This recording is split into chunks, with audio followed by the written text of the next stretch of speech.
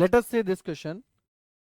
In the circuit shown, if the charge present in the first vertical branch capacitor is equal to Q, then what is the charge in the nth vertical branch capacitor of the capacitance C? The charge present in the first vertical branch में हमें capacitance charges दिया गया है Q, तो हमें से पूछा गया है कि nth वर्टिकल ब्रांच में कैपेसिटेंस कितना होगा, या in the charge in nth vertical branch में चार्ज कितना होगा. Observe carefully that the last vertical capacitor is 2C. ये कितना दिया गया है हमें 2C. All the remaining vertical capacitors are of C. All vertical capacitor C हैं, बस लास्ट वाला कितना है हमारे पास में 2C. तो ये क्वेश्चन हो जाएगा हमारे पास में पैरेलल कॉम्बिनेशन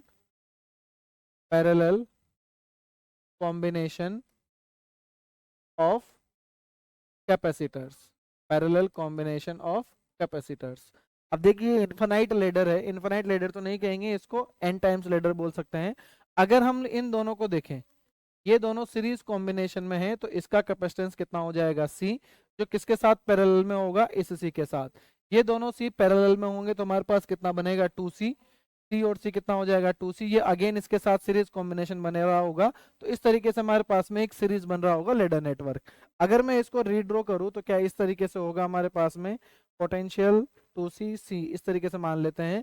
ये हमारे पास में कैपेसिटेंस हो गया 2C, और ये फर्स्ट वर्टिकल ब्रांच हो गया C, और इक्विवेलेंट कैपेसिटेंस हमारे पास में आ रहा है C. यहाँ पर अगर मैं देखूं इन दोनों का पैरेलल कॉम्बिनेशन है, तो ये कितना हो जाएगा 2C, और ये कितना हो गया अगेन हमारे पास में 2C.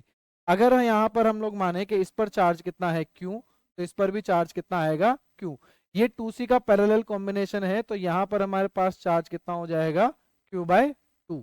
तो देखिए हमारे पास में जो फर्स्ट वर्टिकल ब्रांच है इसमें चार्ज कितना आया Q, तो इस सेकंड वर्टिकल ब्रांच में हमारे पास कितना आ जाएगा Q2.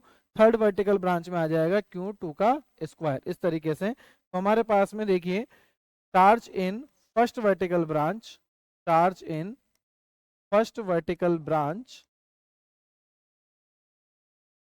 वो आ रहा है हमारे पास में Q. Charge in second vertical branch वो आ रहा है हमारे पास में Q/2. Charge in third vertical branch में आएगा हमारे पास में Q/2 का स्क्वायर. इसको भी हम लोग लिख सकते हैं Q/2 की पावर 0.